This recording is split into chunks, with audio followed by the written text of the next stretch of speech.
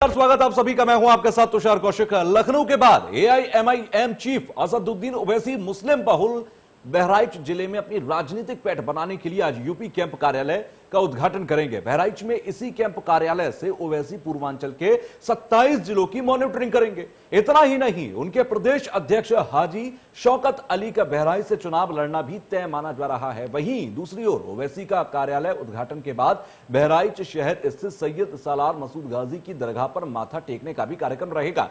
तो ये देखिए, उत्तर प्रदेश में मौजूद ओवैसी और यूपी चुनाव का शंखनाद आज से ओवैसी करने जा रही हैं। बहराइच में अपने कार्यालय का उद्घाटन करेंगे। यहां से उनके जो खासम खास प्रत्याशी हैं वो भी चुनाव लड़ने की बिल्कुल तैयारी में हैं। तो ऐसे में ओवैसी के इस कदम से विपक्ष पर कितना असर पड़ेगा ये तो आगे की बात होगी, आगे के समीकरण तमाम बताएंगे। लेकिन फिलहाल ओवैसी कहीं ना कहीं शंखनाद कर चुके हैं। उत्तर प्रदेश के चुनाव से पहले भी ओवैसी साफ तौर पर कह चुके थे कि तमाम छोटी पार्टियों के साथ मिलकर एक ऐसा फ्रंट बनाएंगे कि बीजेपी सरकार को उखाड़ फेंकेंगे। लेकिन ओवैसी की तैयारियां कितनी हद तक पूरी होंगी, कितनी पार्टियां उनके साथ होंगी और कितनी दमदार तरीके से शिरकत करेंगे चुनावों में, यह सब आंकड़े देखने वाला होगा। लेकिन उससे पहले ओवैसी की तस्वीर आप देख लीजिए, क्योंकि यह शंखनाद की तस्वीर है। ओवैसी पहुंचे हैं बहराइच और बहराइच में आज मजार पर भी जाएंगे और वहां पर माथा भी टेकेंगे। उससे पहले कैंप कार्यालय का उद्घाटन भी करेंगे। तमाम चीजें होंगी, लेकिन यह तस्वीर बेहद महत्वपूर्ण है क्योंकि अब यह तय है कि ओवैसी तमाम गतिविधियों को आज से शुरू करने जा रही हैं। तमाम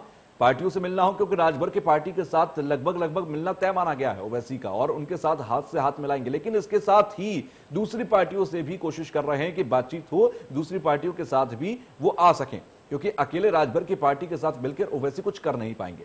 अगर दूसरी तरफ विपक्ष की हम बात करें, विपक्ष हमेशा से ओवैसी की पार्टी को बीजेपी की बी पार्टी करार देता रहा, चाहे वो बिहार की बात करें या दूसरे राज्यों की।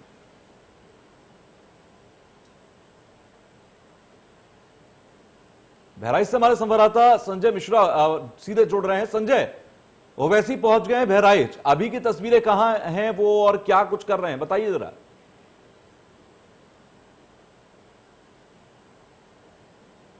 तो सर देखिए, मैं आपको बता दूं कि मैं बहराइच से 15 किलोमीटर की दूरी पे मैं फकरपुर में मैं खड़ा हूं और मैं नेशनल हाईवे पे खड़ा हूं और थोड़े ही देर में ओवैसी का काफिला जो है वो यहां से अभी निकलने वाला है, क्योंकि जानकारी ये मिली है कि ओवैसी का जो काफिला है वो कैसरगंज पार कर चुका है और ओवैसी ठीक 2 बजे बहराइच पहुंच जाएंगे। ओवैसी का जो पूरा प्रोग्राम है वो 2 बजे से लेकर के 3 बजे के बीच का है। वहां पहुंचने के बाद वो जो अपना पार्टी का जो कार्यालय है उसका वो उद्घाटन करेंगे। सबसे बड़ी बात यह है कि ओवैसी की जो निगाह है वो बहराइच के सदर सीट और मटेरा सीट पर लगी हुई है और इसी के साथ 27 सीटें ऐसी हैं जिसको लेकर के असदुद्दीन जो ओवैसी हैं वो बहराइच आ रहे हैं और आज से कहीं न कहीं आगाज करेंगे। मैं आपको दिखाना भी चाहता हूं, आप देखिए मेरे पीछे वो काफिला देखिए वो आ रहा है। देखिए किस तरीके से गाड़ियां आ रही हैं। आप देख पा रहे होंगे कि यहाँ पे गाड़ियों का पूरा रेला है। ओवैसी बिल्कुल कुछ ही देर में यहाँ पहुंचने वाले हैं। आपको दिखाई पड़ रहा होगा कि ओवैसी का काफिला जो है वो आ चुका है, फखरपुर पहुंच चुका है और कुछ ही पल में यहाँ से ओवैसी जो है अभी वो बहराइच पहुंच जाएंगे। देखिए काफिले की पहली गाड़ी निकली है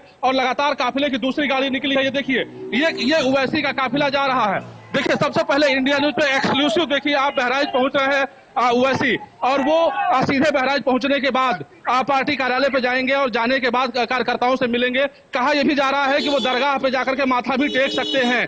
देखिए पीछे लगातार गाड़ियों का रेला दिखाई पड़ रहा है। आप देख सकते हैं कि उनके जो कार्यकर्ता हैं, जो एआईएमआईएम के जो कार्यकर्ता हैं वो लगातार यहाँ पर दिखाई पड़ रहे हैं। उनके अंदर जोश दिखाई पड़ रहा है।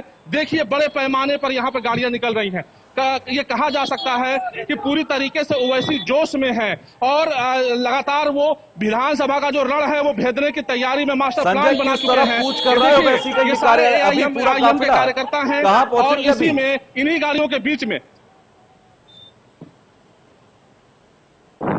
देखिए, ये मैं आपको बताऊं कि ये जो काफिला है ये फखरपुर से निकल रहा है, यानी अब से 20 मिनट के बाद ओवैसी जो है वो बहराइच पहुंच जाएंगे और सबसे पहले दरगाह पे जाकर के माथा टेकेंगे। मैं फिर एक बार दिखाना चाहता हूं कि ओवैसी की गाड़ी देखिए पीछे आपको दिखाई पड़ेगी। लगातार यहाँ पर काफिला यहाँ पर उनका दिखाई पड़ रहा है, इसी के बीच में ओवैसी की गाड़ी है। तो कुल मिलाकर के इंडिया न्यूज एक्सक्लूसिव दिखा रहा है, अपने दर्शकों को दिखा रहा है यहाँ पर ओवैसी बहराइच बिल्कुल पहुंच चुके हैं।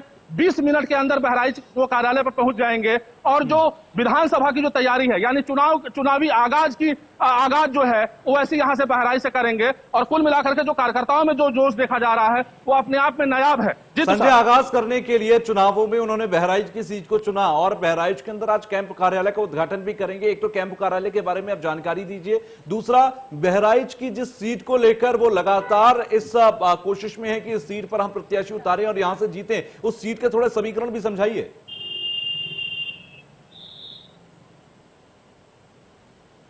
तो सर देखिए, अगर मैं बहराइच के समीकरण की बात करूं तो बहराइच की 2 सीटें ऐसी हैं, विधानसभा सदर की सीट और मटेरा विधानसभा की सीट। 2 सीटें ऐसी हैं जहां पे मुस्लिम बाहुल्य वोटरों को का जो है वो कब्जा माना जाता है। पूरी तरीके से यहाँ पर जो मुस्लिम बाहुल्य वोटर है वो अधिक पैमाने पर माने जाते हैं और कहीं न कहीं जितनी जो 27 सीटें हैं जिस पर वैसे ही पूरी तरीके से अपने दावेदारी ठोक रहे हैं, जिसको लेकर के वो चुनावी रण में उतर चुके हैं, वैसे का ये मानना है कि अगर केवल उनका मुस्लिम समाज अगर उन्हें वोट दे देता है, साथ में ओम प्रकाश राजभर भी उनके साथ में है, क्योंकि ओम प्रकाश राजभर पूरी तैयारी के साथ ओवैसी से मिले हुए हैं। ऐसे में उनको ये लग रहा है कि अगर ओम प्रकाश राजभर के जो लोग हैं और जो ओवैसी के लोग हैं वो अगर उन्हें वोट दे देते हैं तो निश्चित तौर पे एआईएम का जो है यहाँ पे कब्जा जम जाएगा और निश्चित तौर पे जो 2 सीटें हैं बहराइच सदर की सीट और मटेरा की सीट वो कहीं न कहीं जो विपक्षी दल हैं उनके हाथ से निकलती दिखाई पड़ेगी, जिसके लिए उनकी धड़कनें बढ़ चुकी हैं। जी, अभी तक इन दोनों सीटों का जिक्र करें तो तमाम जो दूसरे दल हैं कि उन दलों की इस पर कितनी कहना चाहिए धाक है और कितनी ओवैसी को मुश्किल होगी, क्योंकि इन सीटों को अगर अपने खाते में गिनने की कोशिश कर रहे हैं या अपने खाते में गिनने की सोच रहे हैं ओवैसी, तो क्या दूसरे दल या दूसरे प्रत्याशियों की वहां पर धमक नहीं है या फिर ओवैसी की पार्टी वहां पर एक खासा प्रभाव रखती है?